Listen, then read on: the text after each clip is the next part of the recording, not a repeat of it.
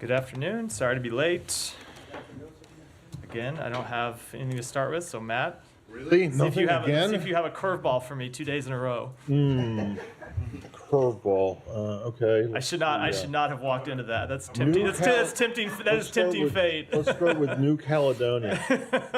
I'm going to take the question. All right. So seriously, can we on Rafa and the situation there? And I recognize that your colleague at the White House just went over this for about an hour recently, so I'm not sure you're going to have anything different to say. But since he spoke, has there been any change in the administration's understanding of what the Israelis are doing there? No, so a couple things that we have seen over the past 24 hours. So obviously there was the operation that they launched overnight last night to take control of Rafah Gate. They have described that as a limited operation. It appears to be, at least that piece, a limited operation at this time. They have also, as we discussed yesterday, ordered the evacuation of some 100,000 people in neighborhoods in Rafah. This military operation that they launched last night was targeted just to Rafah Gate. It wasn't an operation in these civilian areas that they had ordered to be evacuated. We will continue to make clear that we oppose a major military operation in Rafah, make that clear then privately as well as publicly. So, but your sense of this is that this is not yet, the Israelis have not yet, at least not yet, overstepped what you have warned them against doing. This appears to be a limited operation, but of course much of that depends on what comes next. They have said, I think quite clearly, it's no secret that they want to conduct a major military operation there. We have made clear that we oppose such an operation. And separately, but of course it's related, we are trying to achieve an agreement that would bring an immediate ceasefire and the release of hostages. And on that, how's that going? Negotiations are ongoing in Cairo today. We continue to believe that there is space to reach a deal, and we are trying incredibly hard to push one over the line. Thanks. Yeah. Thank you.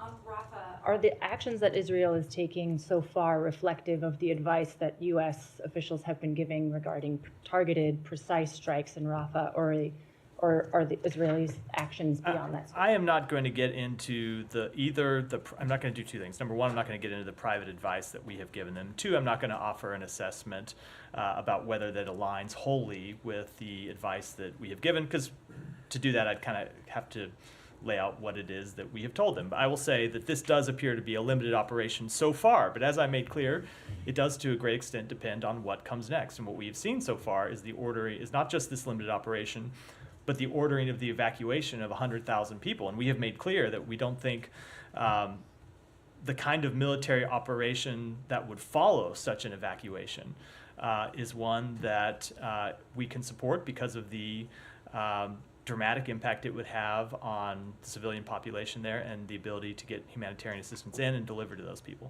You and other American officials have reminded us consistently that the U.S. has been clear about what it thinks about a major Rafah offensive. Have you been coordinating with allies and partners on the potential consequences should Israel launch such an offensive? So I'm not going to speak to that. We have, largely because I'm not going to speak to what decisions that we may make if Israel does launch such an operation.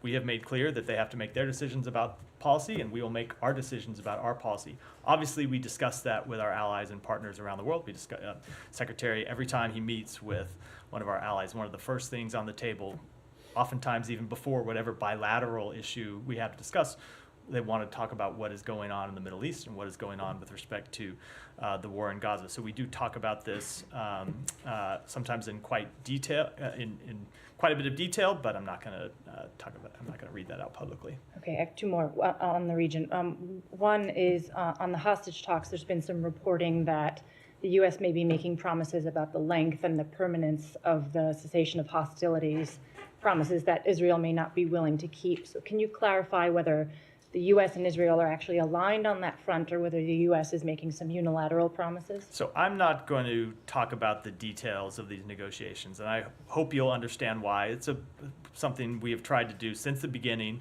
is not to talk in too much detail about these negotiations because of how sensitive they are, and they maybe have never been more sensitive than they are at this moment, where we think a deal is possible, and we are trying to push one over the line. I will say that we have closely coordinated with the government of Israel on this matter. We have been in touch with them on a daily, oftentimes an hourly basis, and will continue to do so. Okay, one more. Without getting into what the conclusion is, tomorrow is the deadline for the National Security Memorandum that this building needs to deliver to Congress. Again, I don't expect you to tell us what, if any, conclusion has been made, but has a conclusion been made as to whether Israel has violated U.S. or international law? I'm not going to answer that question directly because the report is not yet finished. We are working incredibly hard to get that report finished, get that report finalized, and get it delivered to Congress as soon as possible. Do you expect it to be delivered tomorrow? We are trying very hard to meet that deadline. It is, I will just note, a self-imposed deadline. It's not one that is in statute, but we are trying very hard to get the report done. It is a complicated report. This is the first time the department has ever written something like this. First time we've ever gone through and made these kind of assessments about the two questions that are at issue in the report. So there is a lot of work that has to be done. That work is ongoing. We know we're up against the deadline. We're trying to get it. We're trying to meet it. It's possible it slips just a little bit, but we are still at this point trying to get it done by tomorrow.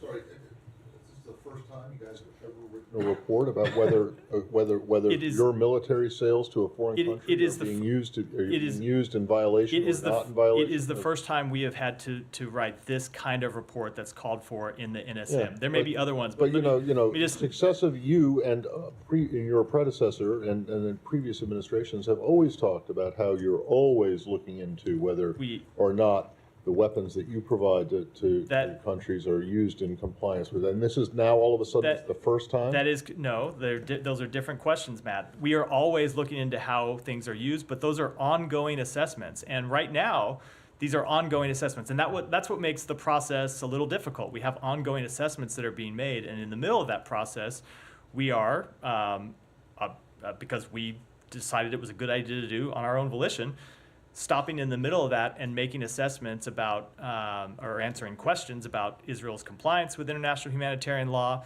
as well as the delivery of humanitarian assistance. And I should add, it's not just Israel. Always make this point. There are other countries as well that this applies to. It is the first time state has ever written a report of this nature, especially in the middle of a conflict, that goes to Congress, and so we want to make sure we have it right. All right, and then just one other thing that I was confused on is that you seem to be bothered by the idea that the Israelis have told 100,000 people to evacuate from part of Rafah. And yet, it was my understanding that over the course of the last month or so, you guys have been telling the Israelis that you would oppose a major operation there unless they had a plan to get civilians out. Are you suggesting that they're telling 100,000 people to get out of the way is a bad thing? No. If they're going to do an operation? It is not. I mean, it seems to me that is a plan, whether or not it's worthy or not, but it is a plan. It is not in theory a bad thing to do. Of course, if you're going to conduct a military operation, you want to see people evacuated, but those people need to have somewhere to go.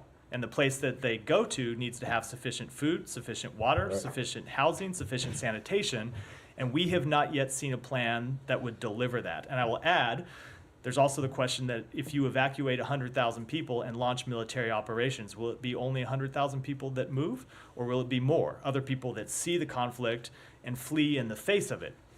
Our assessment is it's probably a lot more than 100,000 that would move, and so you have to have plans not just for 100,000 people, but hundreds and hundreds of thousands of additional people to take care of their needs, and that's not what we have seen. So, Simon, go ahead. I'm wondering, you've been warning, obviously, that this operation shouldn't go ahead without that plan. You seem to be holding back from saying that it has gone ahead, but in terms of what you've been warning about, the humanitarian impact, it seems there is already an impact in terms of, another boarding crossing is closed, and at the moment we understand both border crossings are closed. So do Israel's actions over the last 24 hours set back the work that you've been pushing them to do on the humanitarian situation, given that there's a near famine conditions in Gaza? Certainly, the closing of Kerem Shalom and the closing of Rafah set back the delivery of humanitarian assistance. Now, to some extent, the full answer to that question depends on what happens next and whether they're quickly reopened. And Israel has committed to reopen Kerem Shalom tomorrow. We're working to make sure that that actually happens, so humanitarian assistance can continue to come through. And I should add that Kerem Shalom didn't close just because of an action by Israel. It closed because it was bombed by Hamas. So we want to see it reopen as soon as possible. They've said they'll do it tomorrow. Same thing with Rafah. They said that Rafah will reopen for the delivery of fuel, which is incredibly important to desalinization of water. It's incredibly important to fueling the trucks that deliver humanitarian assistance once it's inside Gaza. And it's incredibly important for running bakeries that deliver bread for the population there that needs it so much. But we want to see it fully reopen. And so when I say it depends on what happens next, if Kerem Shalom opens and Rafah reopens, those will be important steps because we don't want to see humanitarian assistance limited or impeded in any way. Have they told you that now they've got control of Rafah, this is actually going to be better in terms of getting humanitarian aid? Is that what you sort of seem to be suggesting? No, that's not what I'm suggesting. I don't want to get into any private conversations. They've said it would reopen for fuel. We want to see it reopen for everything because it is. Rafah is a crossing that should note that the amount of humanitarian assistance that has gone in through Rafah has gone down over time as assistance has shifted more to Kerem Shalom. But that assistance is still critical. We're not in a position where we can afford to see any delivery mechanism shut down, even if it's one of the relatively small ones. And I only say relatively small in relation to the amount coming in through Kerem Shalom. But we also want to see it open for fuel. It is the entry point for humanitarian workers that come in. It is the exit point for people that come out of Rafah. So it's important that gate be open, not just for the delivery of humanitarian assistance, but so that humanitarian workers can come in and out of Gaza to do the important work that they do every day. And just finally, we've already seen, I think there's some videos of, tanks rolling over civilian infrastructure as they've entered into the area around the border crossing. There are reports of civilian loss of life. There's been airstrikes in Rafah. I guess just to try and get clarity on, does the US oppose what Israel has done so far, or you're just saying we have to wait and see? So we clearly oppose the destruction of any civilian infrastructure if it does not constitute a legitimate military target. Now, when you get to looking at any one video, we'd have to be able to assess whether that's a legitimate military target. Are there Hamas fighters in there?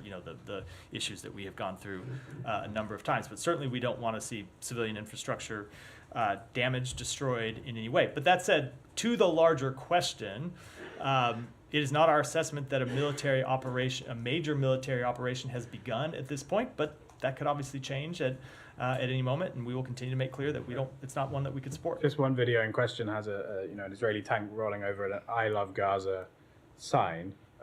Does that seem like something that could be a legitimate military target? That does not seem like it would serve any legitimate military purpose. No. Well, do you consider an I love Gaza sign to be critical infrastructure? No. So I've seen the video, but I don't know where the tank was going, but just on the face of it, no, that would not seem to be so. Go ahead. Matt, on the NSM, is that taking into account anything that's happening in Rafah over these past few days? So it is a looking backwards report. I'm not going to get into it. You'll have to wait and see when we make it public.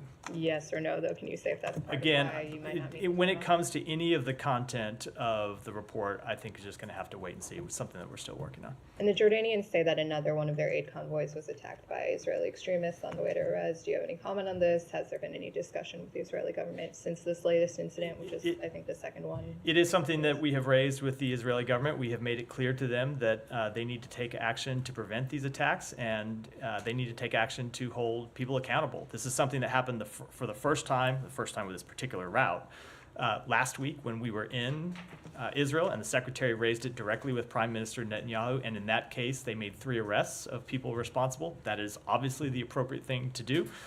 They need to make arrests in this case, hold people accountable, and send a strong public message as a deterrent that they will not tolerate these attacks on convoys that are just trying to deliver humanitarian assistance to innocent civilians that need it.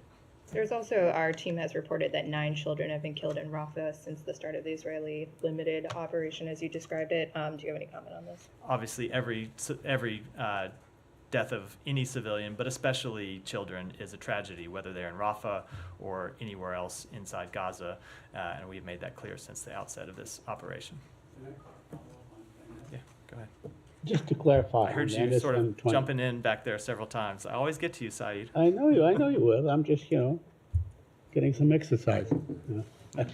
So, I think we can all do better than that. Than, Yeah, than counting exactly. what we do in here as exercise. yeah, that's about the extent of it. Anyway, the NSM-20. Now, it's been 3 months. How do you think, how long it will be before it is released?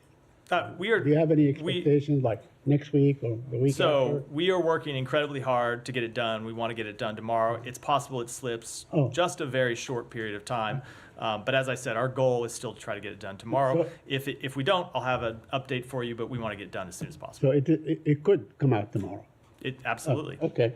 Now, a couple of things on the, on Rafah. You said that your understanding is that this is a very limited operation. So the Israelis can conceivably do a number of limited operations. In other words, collectively it will be a big operation, but they can strike this area of Rafah and that area of Rafah and so on. Would that also be So okay with you? So I'm not going to speculate about some hypothetical scenario that may happen in the future, but obviously Right. there is a point where a series of limited operations are one large one. That's just as a theoretical point is obviously true, but in terms of what might happen, I'm just not going to speculate on that or comment on such a hypothetical. On the crossings, I mean, isn't it, you said that the crossing of Karm Abu Salim or Karm Shalom was closed because of the strike. But in fact, what was struck was a military base or a military encampment for the Israelis, and not really the crossing itself. I'm just saying logistically. So, I mean, you could make that argument. It was that strike Right. at Kerem Shalom Right. that precipitated its closure. And I would say, yes, it appears that the strike was aimed at IDF forces there. Could have hit the humanitarian workers. Right. Could have hit everyone coming through. It's that strike that precipitated its closure. But that said, you should be very clear about what our position is. We want to see it open. We want to see it open as soon as possible. They've said that they'll open it tomorrow. We'll see. We're going to work to see that happens. Isn't it a bit cynical of the Israelis, to do this on the day after Cindy McCain came out and said there's a full-blown famine in Gaza? They closed, Rafah, they closed Karm Abu Salim, they closed all these things.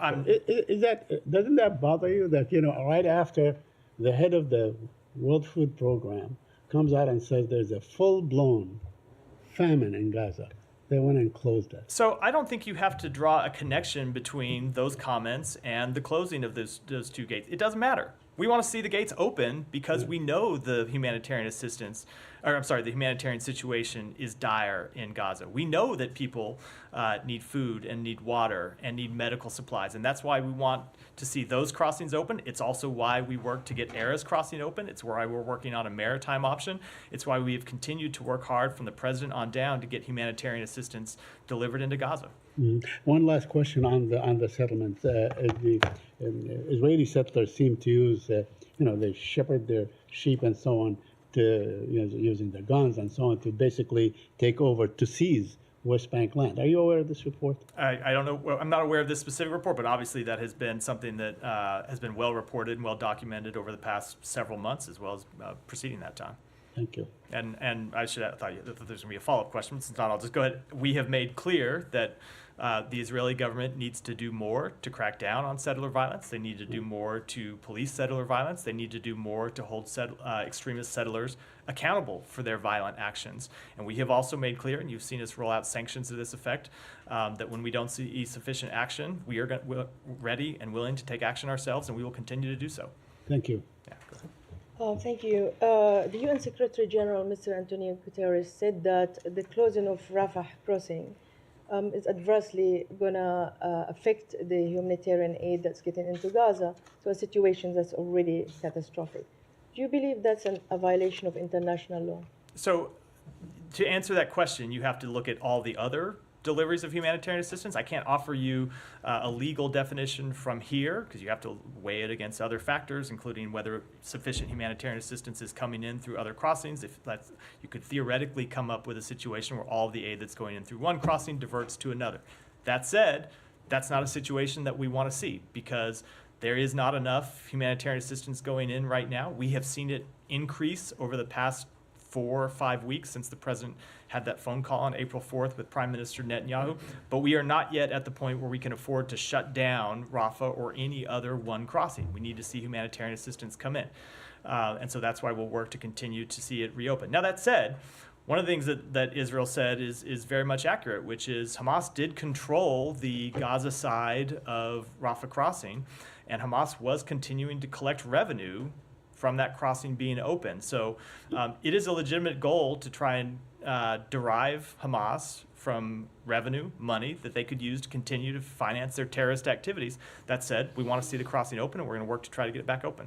Okay, so you're justifying basically that the Israelis closing it because they have many reasons. It's not. Like- That's not what I said. And it's not at all. You should not at all take You're that. just saying That's that what I they said. No. collect revenue, You could yeah. find another. You could find another way to open that crossing, hopefully without Hamas being the one that is manning the Gaza side of it and collecting revenue as goods flow through Rafah. Collecting revenue, some of it licit, some of it probably illicit. When you think of bribes and other things that happen with the crossing of traffic through that crossing. So I would say, yes, it is a legitimate goal to try to deprive Hamas of that revenue, but we need to find a way of doing that keeps Rafah open. I see. You just expressed concern about this 100,000 civilians who are being evacuated. And you said there is no place for them to go. And our reporting from Gaza basically that there is no safe place for people to go. And as you know, many people have been walking 10 kilometers to go somewhere else. Isn't this already define what you've been calling the Israelis not to do, whether evacuating 1.5 million or 100,000? The evacuation has to be with a viable plan, as you said, but there is no viable plan. So the Israelis already define you. Any consequences for that? So we have made clear we don't want to see a major military operation. This does look like the prelude of a major military operation. We have not yet seen that operation commence, and in terms of any policy response, we'll wait to see what happens next before we make those determinations. Okay, one final question. Don't know if I got a satisfactory answer, but anyway, one final question about these mass graves. Almost 400 people have been buried in mass graves. Some of them, according to the latest UN report, not eyewitnesses on the ground, the UN report or Palestinian media, that they've been buried alive. And some were children, some were women. I know you've been saying that you're a bit slow in writing reports and delivering them on time, but why we've been calling about this investigation? What's holding this investigation? Because, there's serious concern here about 400 people have been rounded and buried, and some have been buried alive. So we have made clear that Israel needs to continue to be transparent about this issue. Israel has said that with respect to this issue of mass graves, there are places where they were operated where there were mass graves where Palestinians have buried their dead all together, probably because of the extraordinary circumstances in which they have been forced to live. And Israel has come in and exhumed some bodies to try to identify whether there were hostages here. They've gotten intelligence that there were hostages contained in those mass graves, and so they've exhumed them to check that and then rebury them after the fact. We believe they ought to continue to be transparent about what exactly took place, and that'll continue to be our position. Go ahead. Matt, could I clarify just one thing? Sure. Haaretz just reported that the crossing at Rafah would be managed by an American company. Are you aware of this kind of suggestion? I'm not aware of that at all. Thank No. you. That was my question. Sorry about That's that. 2 days in a row. I came to you and somebody else had asked you a question. I have to sit next to him and You see need to- myself. Right. Yeah, Michelle, go ahead. Today that the administration is holding up munition shipments to send a political message to Israel. Is that true, and what is the message? Look, our support for Israel's right to defend itself, our support for Israel's right to ensure that October 7th never happens again remains strong. And with respect to any individual shipments, I'm just not going to speak to them from here. And second, did the U.S. Give any guarantees to Hamas on ending the war in Gaza? So I'm not going to speak to what are very sensitive, delicate, ongoing negotiations, and you should not read into my kind of blanket refusal to do that anything as regards to your question. It's just a rule that, given the nature of the negotiations right now, I don't think it would be helpful. I don't think it would be productive to get into it. There have been obviously a lot of reports over what has been in various proposals over the past 24 hours. Some of those reports have been more accurate than others. Some of them have been completely off base. I don't think it serves our purpose, given the status of negotiations, to kind of parse And through what those about here and this talk about report concerning the guarantees? Is it accurate or- I think I just answered the question. I don't have anything further to add. On the ARM shipments, Michelle's first question. So your position is that you don't comment about individual shipments? I'm not in this case, no. Because you do in pretty much every other case. it's- In fact, I looked back over the last 3 weeks.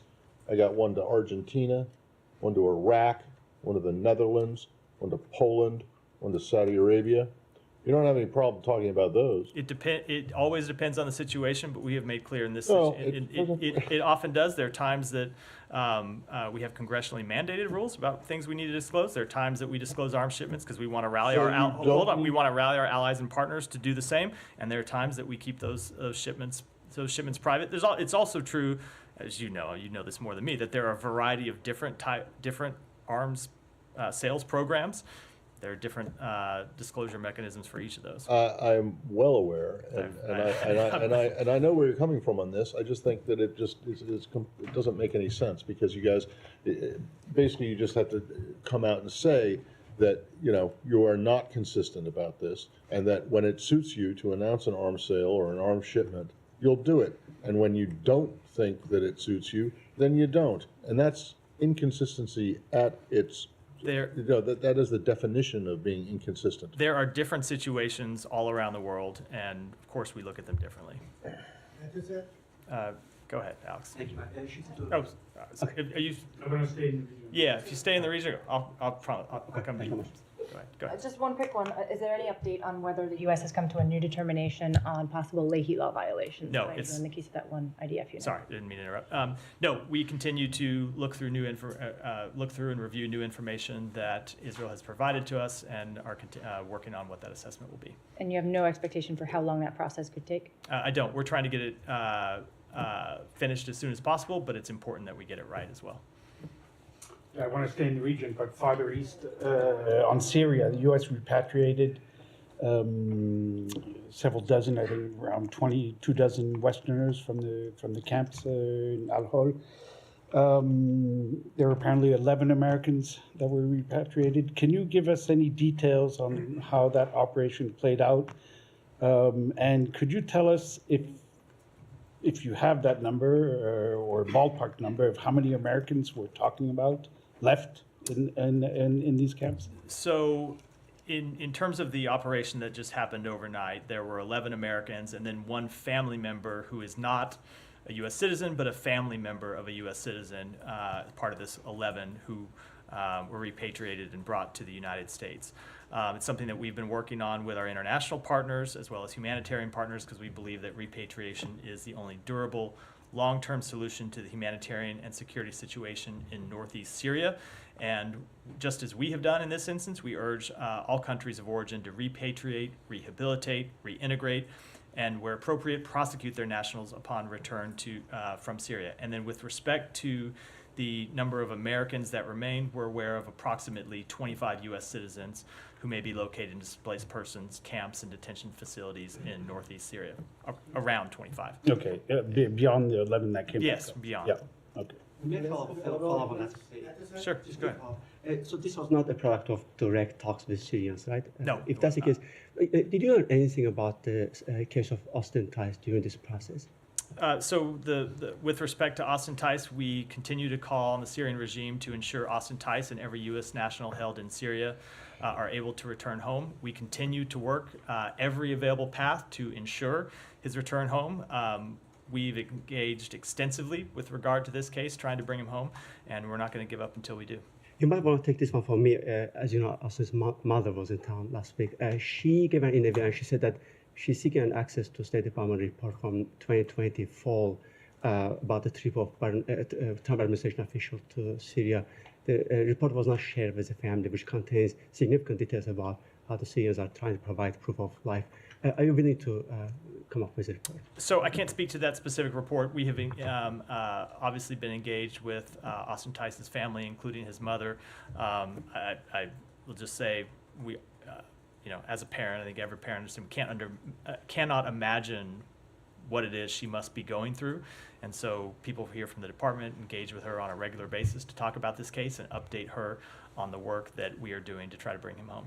Thank you. This might also be a good segue to the details about the latest information about the U.S. soldier was detained in Russia. What do you know? Anything new? And are you guys seeking access to? So this is one where, it's often the case, there's not much I can say. You're aware of the privacy rules and our inability to say very much about these cases when we don't have a privacy waiver. I can confirm that a U.S. citizen has been detained in Russia. Whenever a U.S. citizen is detained abroad, consular officers seek to aid him with all appropriate assistance, and we are doing so in this case. Not able to say more. Unfortunately, the Pentagon is able to say some more. I think they've done so publicly, and I would refer you to them for that. But I just have to say the same thing I always do when asked about a U.S. citizen who has traveled to Russia, which is our travel advisory is at a level 4 for a reason. U.S. citizens should not travel to Russia for any reason. It's dangerous. You risk being detained. You risk other threats to your health and well-being. And so for any American citizen anywhere in the world, whether they are here in the United States or whether they're in some other country, if you are considering going to Russia, don't do it. Just could not be less complicated. Thank you. One last from me. We've heard little statements coming from Russia about British so potential participation in Ukraine war, and they say that they're gonna target British weapons, whether it's inside or outside of Ukraine. This begs a question. It goes back to a question that we discussed with you, with Vedant, with Ned, more than a year and a half. Why is it that Ukraine doesn't have a right to target Iranian, North Korean, targets, whether it's inside or outside of the region?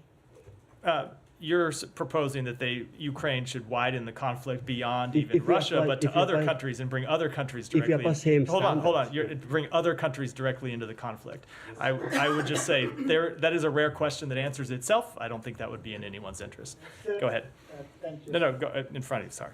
Yeah. Thank you so much, Matt. Just a quick follow-up on Rafah offensive. You said it is limited, not a major operation, but do you think it's a constructive approach to go into Rafah right after Hamas accepted a ceasefire there, and at a time when many Palestinians were on the streets celebrating the possibility of a ceasefire? So let me just make one thing clear, which is Hamas did not accept a ceasefire proposal. Hamas responded, and in their response made several suggestions. It's not the same as accepting. The statement that was issued yesterday that was widely reported, and I'll blame the reporting because it's what the statement said, is not an accurate reflection of what happened.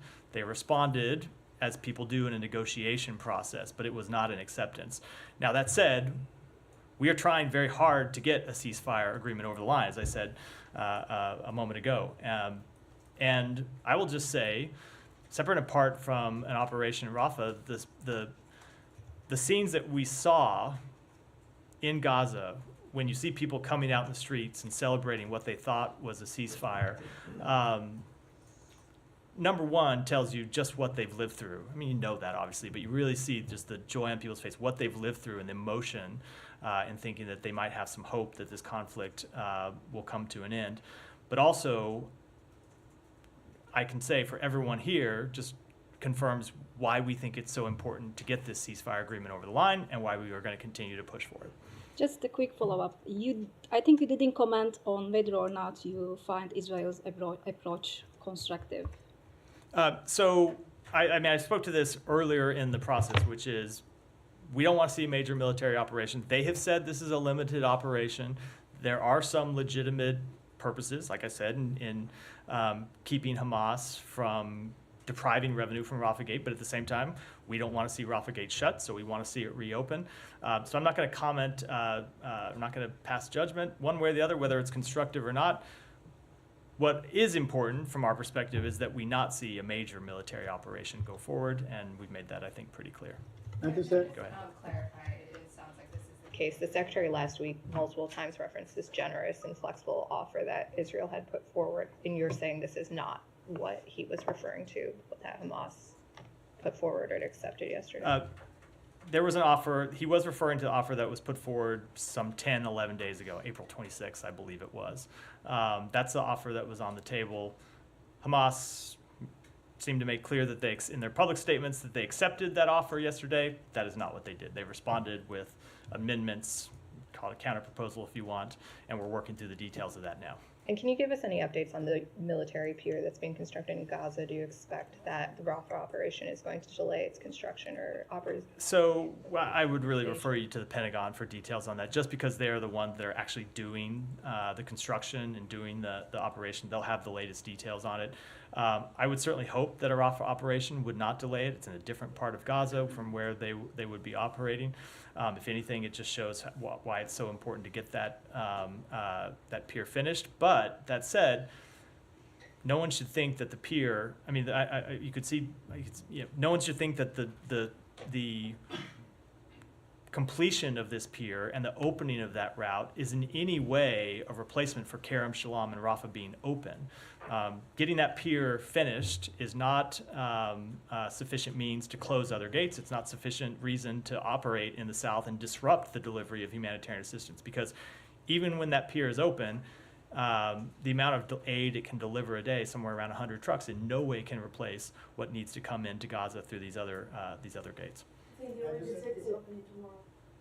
Very good. Someone that's been watching the Pentagon briefings.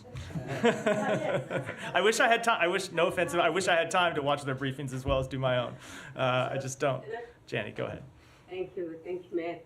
Regarding the U.S. and South Korea's defense cost sharing, it has been reported that if former President Trump is re-elected, South Korea's defense cost sharing will increase significantly. Recently, there was a discussion on the defense cost sharing between South Korea and the United States in Hawaii. You know that. Will defense cost sharing be increased under the Biden administrations? If so, what percent will increase? I just don't have those numbers at my fingertips. Sorry. But you don't have anything for because you have. I mean, in terms of the percentage, I just it's not. Someone I'm happy to take it back and try. All right, thank you. And have another one. And recently, UN resolution to prevent nuclear weapons in space were rejected by Russia's veto. What do you think about the UN's permanent members imposing penalties to veto abuse? So, as we said at the time, we are incredibly disappointed that Russia vetoed what should have been a quite uncontroversial resolution regarding the obligations of state parties under the Outer Space Treaty. It should be clear, I think, that no country should have reservations about prohibiting putting a nuclear weapon into orbit. And in terms of potential actions, I don't have anything to preview from here. Go ahead. Thanks, Matthew. Politico just reported that and I'm quoting from the report, administration is holding up shipments of 2 types of Boeing-made precision bombs to send a political message to Israel, end quote. Is this true? I think Michelle asked me that exact question 5-10 minutes ago, and I answered it. Okay, sorry. Now that Israel has invaded Rafah, is the department considering any actions such as sanctions or withholding aid from Israel? I also answered that question earlier when I said we are not going to preview policy options at this time. And finally, 6 lawmakers from the Congressional Executive Commission on China has sent a letter to the State Department asking for state to use its existing rewards program to seek firsthand information on forced organ harvesting in communist China and disrupt the illicit trade. The State Department has expressed concerns about this issue before publicly and in the human rights reports. Do you have any response to the letter, and will state consider using the rewards program to stop forced organ harvesting? We I'm sure, have received that letter and will respond in due course to the members themselves. Thank you, sir. 2 questions. Thank you. Common questions. One, as far as conflict in the Middle East or Gaza or Hamas and Israel is concerned, first, on October 7, Hamas attacked the innocent people in Israel. Now, innocent people are being killed or they are dying in Gaza because of basics they are not getting. My question is that Hamas may be common problem for the common people in Gaza? And how can you describe for the common people, we are negotiating with Hamas. Is Hamas a terrorist organization or is a political organization? It is absolutely a terrorist organization. So why are we negotiating then with them? Well, we don't. Hamas is holding civilians hostage, including American citizens, and we want to see those American citizens return home.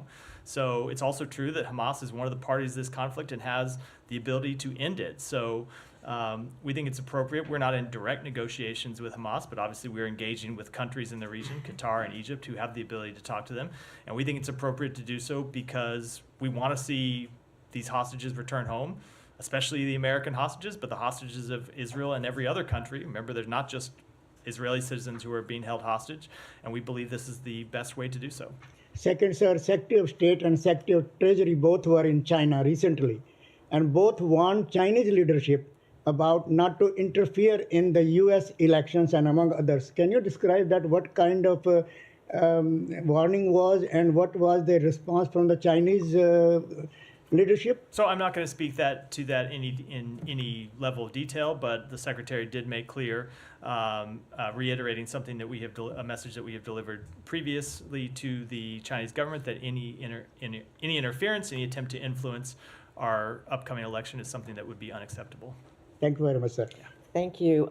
Just to clarify, you've called the Rafah operation limited, but you also said it had the appearance of being a prelude, your word, to a major operation. I don't think that's what I said. It's not what I intended. I said that they have when they have described it as limited, it looks at this way to not be the major operation that you would see, say, for example, if they entered the neighborhoods where they have ordered evacuations. We don't know if it's a prelude or not. They've made clear that they intend to launch a major military operation, and we have made clear that we are opposed to that. I can't speak to. So you're not calling it a prelude? No, I can't speak to whether this because is the Yoav beginning or not.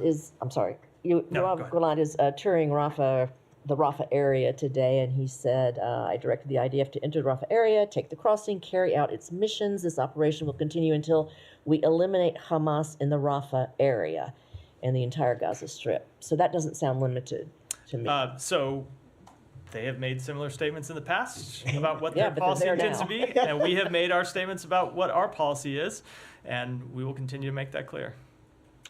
Yeah. I want to move to another region, Haiti. Do you have any updates for us on where we're at in terms of the deployment of that police force or security force now that the Presidential Council was put into place? What is the status of play on that at this point? So we welcome the process, the progress in the political process that has taken place. We continue to work with our Kenyan partners and other countries for the deployment of the MSS. In terms of an exact deployment schedule, we have, I think for operational security reasons, not wanted to affix a public date to it, but it's something that we're working to make happen as soon as possible. But are there any pre-elements, forward people going in now in Haiti from the U.S. or from? Not that I'm aware of. Not that I'm aware of. I mean, it's more of a Pentagon question. Yeah, that's why. That's kind of like why I'm. Yeah. Yep. Go ahead. Yeah. So just back to Rafah. Prior to Israel taking control, Hamas was collecting revenue, as you said, of those goods. Can you go into more detail on how Hamas was benefiting from that crossing, and also how you navigate the fine line of ensuring that they're deprived while also keeping it open? Well, Hamas has been the government in Gaza, so they were performing, in addition to being a terrorist organization, they were the de facto government in Gaza, and so we're performing government functions, and that includes running a border crossing where you can collect customs. You can also, if you control a border crossing, collect, let's call them more irregular payments, and we have seen both of those things happen. And so it is a legitimate goal to try to shut off and choke off that revenue stream to Hamas. That said, we want to see Rafah open, and so someone needs to be on the Gaza side of Rafah to run that side of the crossing. The Egyptians can't do it. We talked about this very early in the conflict when we were trying to open Rafah in the first place, so someone needs to be there to do it, and we'll continue to work through how to get that gate open and how to keep it open. And there's a report, can you confirm that there's a plot to assassinate Zelensky and other top Ukrainian figures that failed? So obviously the Ukrainian government has made an announcement to that effect. We have been in close contact with them about that. I would defer to the Ukrainian government to speak to the details of it, but obviously it just speaks to the depravity that we've seen on display from the Putin regime since the outset of this conflict. Thank you. Right. Okay, so given that Israel is pledging to wage an operation in Rafah using U.S. weapons that the U.S. opposes, is there any internal process going on to figure out what went wrong internally? Like how did the process allow the weapons to be shipped and then into a situation in which Israel is going to use them in opposition to what the United States wants done? I don't think I can answer that question without presupposing a policy decision that we have not yet announced. We have made clear that and I've said it here, what our position is on a major military operation in Rafah, and Israel will make its policy decisions, and we will make ours. So if they do continue this operation, will it result in a review of what went wrong? Again, I'm just not going to speak to what policy determinations we might make or what internal kind of mechanisms would go into answering such a question. Pakistan question real quick? Sure, yeah. Senate Majority Leader Chuck Schumer recently met with the Pakistan ambassador, and he relayed to the ambassador that Imran Khan's safety in prison was a high priority of the United States. Did he coordinate that conversation with the State Department? Does the State Department share that view that his safety in prison is a high priority of the U.S.? So I'm not aware of any coordination. It may have happened, may have been conversations between this building and Senator Schumer, his staff, and I'm just not aware of them. It's certainly possible. But obviously we want to see safety and security of every prisoner in Pakistan or anywhere else in the world, something that every person, every detainee, every prisoner is entitled to basic human rights and protection under the law. Follow, please. Go ahead. Thank you. U.S. Ambassador in Pakistan. And Donald Bloom met with the current leadership of Imran Khan's party. And after that meeting, there were like dozens of stories circulating in Pakistani media. Could you tell us something about that, as that meeting was arranged on the request of U.S. Ambassador Donald Bloom? Dozens of stories circulating about a meeting Different with our stories. ambassador. What a new thing. Different stories. I haven't got a Donald Bloom question in a while. Yes, the U.S. Ambassador Donald Bloom met with the leader of the opposition in the National Assembly, Omar Ayub Khan, and other senior members of the opposition to discuss a broad range of issues important to the bilateral relationship.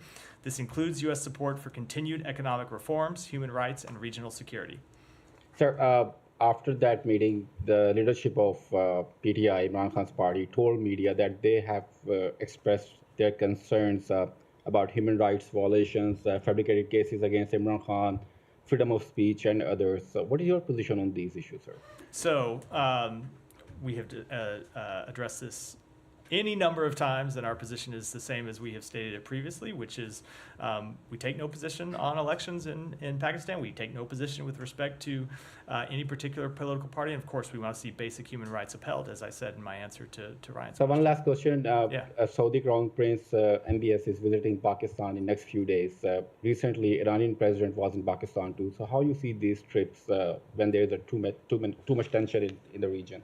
So certainly we always support diplomatic engagement between our partners. I don't have any further comment on the visit between the Saudi Crown Prince to Pakistan, but it's, that kind of diplomatic engagement is routine and something that we support and encourage. But when it comes to Iran, of course, while we welcome regional de-escalation, we've seen the outbreak of limited conflict between Iran and Pakistan, we do remain skeptical about Iran's intentions, given its continued destabilizing behavior broadly in the region. Take one more, and then we'll wrap for today. You go ahead. Thank you. I want to ask you about Rafah. You said you do not want to see a large-scale military operation, but on a scale of limited versus large military operation, like what is acceptable for you when you configure for the concerns of the lack of humanitarian aid, that this can be a problem? When you talk about the possible displacement of the people who are there already in the region, like where is this line for you, United States, where you're going to say like, okay, this is now large-scale operation, and we don't support that? I'm not going to get into trying to define it here. I will add, though, that we have had detailed conversations with the Israeli government about this, much more detailed for obvious reasons than what we are willing to say publicly, or what is productive to say publicly, and they know quite clearly what our position is, and I think I'll leave it at that. That wrap for today. Thanks, everyone.